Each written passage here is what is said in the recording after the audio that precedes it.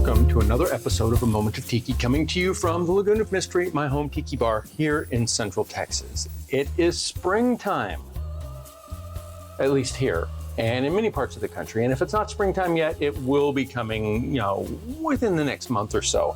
So that means my thoughts are turning to the tiki landscaping in my backyard, which I admit I am fortunate enough to have a space where I can tiki landscape. And if you remember last year,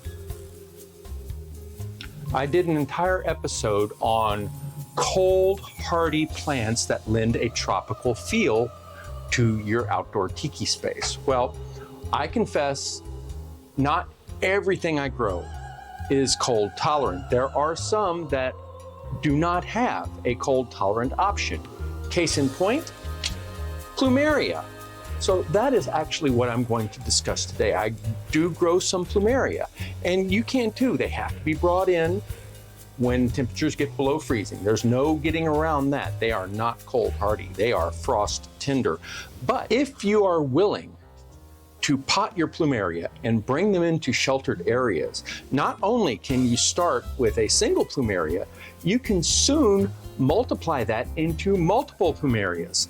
So stay tuned and we're gonna show you how it's done. Okay, so you folks know that I am big into tropical landscaping, and you also know that I prefer tropical landscaping that can survive Texas winters. That's fairly cold hardy, drought hardy, and all that. I do make an exception, and that exception is for Plumeria. Plumeria are the quintessential tropical Hawaiian plants. Don Beachcomber loved them. If you're really lucky, your Plumeria will have that distinctive Plumeria scent. They are just fantastic, and they're just so iconic.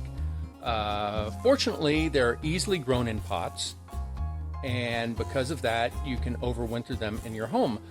But Plumeria can grow too big for pots, and because of that,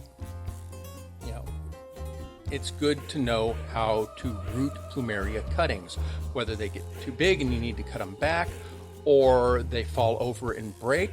You want to save as much as your Plumeria as possible. Fortunately, Plumeria like to root. Therefore, you can take the cuttings, root them fairly easily, almost easier than any other plant, I would think, and go from there, and then you can have your whole forest full of Plumeria. But there are some tricks to Plumeria, because I can assure you they are different to root than hibiscus or passion vines or anything like that. And I'm going to give you some tips on how to root Plumeria successfully. I'm going to show you something now that you'll never want to see on your Plumeria. This is a horror show right here. This is a dead Plumeria.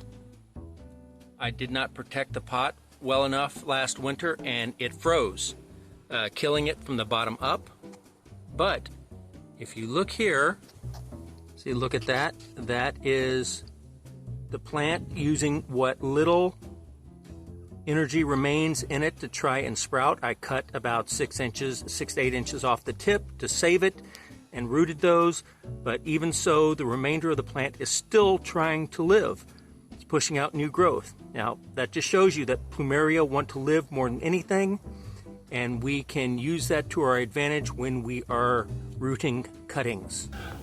Right, so here is the secrets, it's not really secrets, just have to know how to do it, of rooting Plumeria.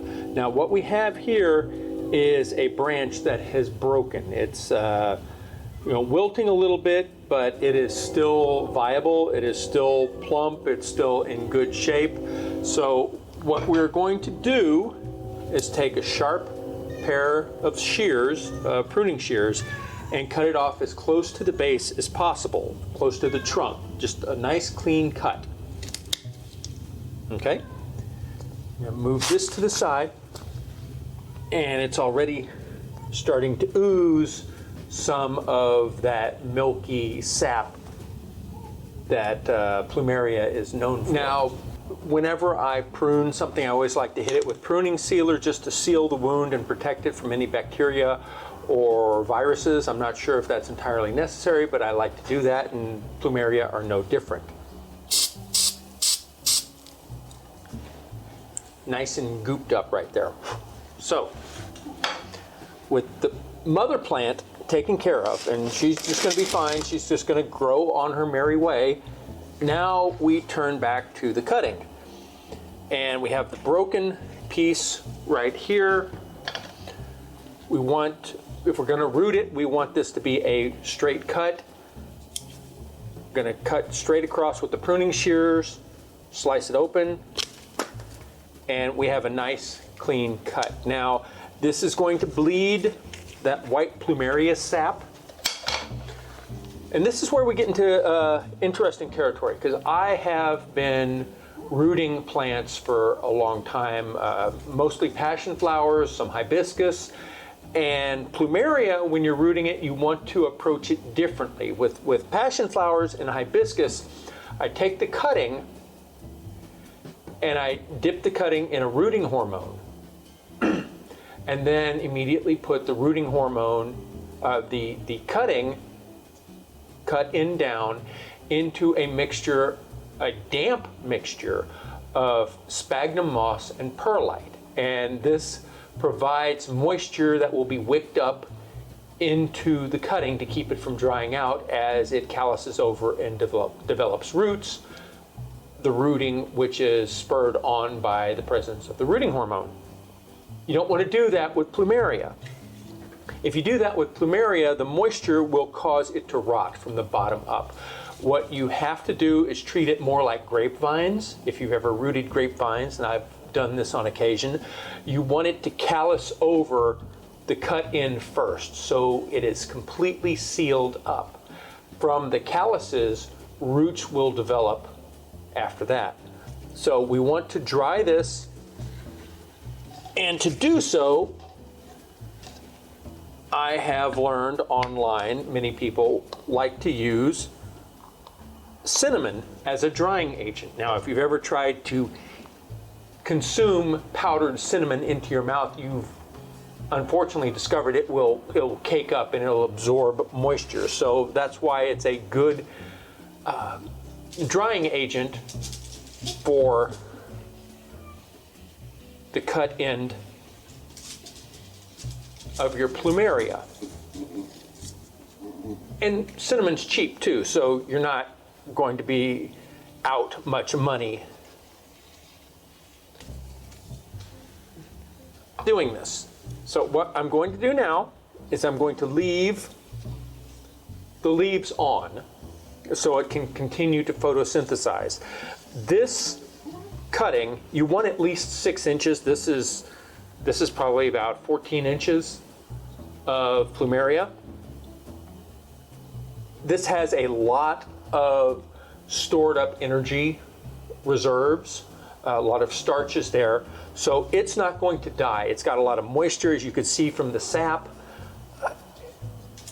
It will be able to hold on and not wither as long as you keep it out of the sun. So I'm going to put it off to the side, lay it flat sideways like this. I'm going to leave it like this for several weeks, 2 to 3 weeks. The end will callus over, and once it's fully calloused, then I'll be able to progress to the next stage, which is the rooting stage. So be patient, set it aside, let the end dry and callus, and let the leaves stay on so they can photosynthesize. It's been about 6 weeks, give or take, since I removed the broken branch from my Plumeria and dipped the cut end into cinnamon to help dry and foster callousing. And it's done a pretty good job of that. Now it is time for it to start rooting. To do that, I've got a rooting pot, and this is a highly technical thing called a plastic orange juice jug. I cut the top off of it and poked some holes in the bottom, so this will do nicely. I wanted something that was kind of vertical for this. and horticultural perlite. It will retain water a little bit, but it's a sterile medium, and it's not going to let the stem of the Plumeria get waterlogged, although it will hold some moisture. So you don't want it to the Plumeria to completely dry out, and you don't want it to be soaking in water either, because that will foster rot. What I'm going to do is fill this up to the top with perlite.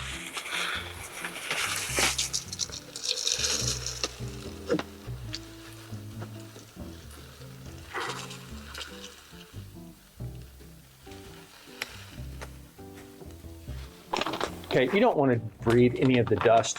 Perlite is a porous, very soft mineral rock compound. Works great for gardening. And this is going to be the medium in which our Plumeria takes root. So I've got a cup of water here. I'm going to wet the end and then dip it into take root rooting hormone. Now there are better, more expensive rooting hormones on the market. I'm using this because I have it. Plus, Plumeria love to root. It doesn't take a whole lot of encouragement. You could probably even just stick this in here and it would root, but I like the belt and suspenders approach, so I am going to add some rooting hormone to the end of this, and each of these nodes at the bottom of the Plumeria branch is a potential root, especially with the calloused bottom. So that is what we are going to take advantage of, the Plumeria's natural tendency to want to root. They want to live, they want to grow. I'm rolling it around here to get a good coating on here. You don't really want to touch this. This is hormones, and so it's not the greatest thing to get on you, although it's not super dangerous. And I'm just going to work it into the perlite here until it is stable. It's anchored pretty deep in here. It's stable on the sides. And now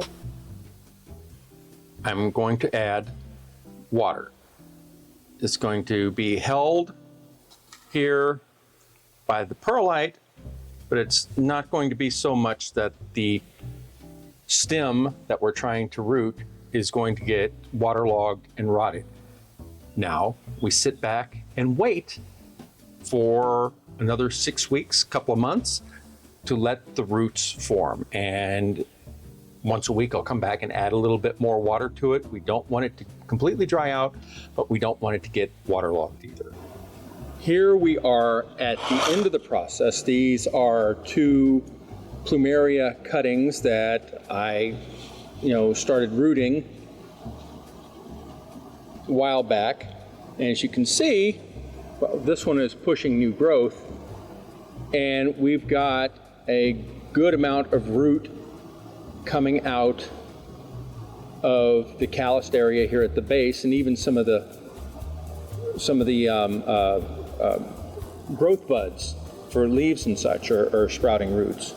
So I'm have my pot here, and there's some soil, and I'm going to fill in with additional soil, at which point I will have 2 new Plumeria growing, and in a year or so they'll be blooming for me. And this is not a fancy soil mix. It's got a lot of organic matter. It's got perlite for aeration. It's got some peat moss for water retention. So, whatever works for you. Press this down, make it firm, so the stem won't fall over. Water it, and we're good to go. Now there is one other way to propagate your Plumeria, even if you don't want to do cuttings or not able to do cuttings, and that is after they flower. Sometimes you will be fortunate enough to have the Plumeria form a seed pod. They can get quite large and long, as you can see, and when they are matured, they will burst open with fluffy seeds inside that you can take and plant to grow your own Plumeria plants. So that's just another way that these plants want to propagate themselves and survive. And there you have it. Start to finish, taking Plumeria, taking cuttings from the branches, especially if they grow too big, and rooting them so that you can have new independent daughter plants. This one will grow. You can see that it's already pushing out a lot of new leaves. It's going to grow aggressively once the weather warms up. As we are getting the warm spring weather now, it's going to start pushing forward. It's too small to flower this year, but next year there's a really good chance that I'll get some blooms off of it, especially using Plumeria fertilizer that is high in phosphorus. So I'm looking forward to that. Plumeria blooms are gorgeous, they smell good, and it is a iconic piece of any tropical tiki landscaping. So until next time, from the Lagoon of Mystery, aloha.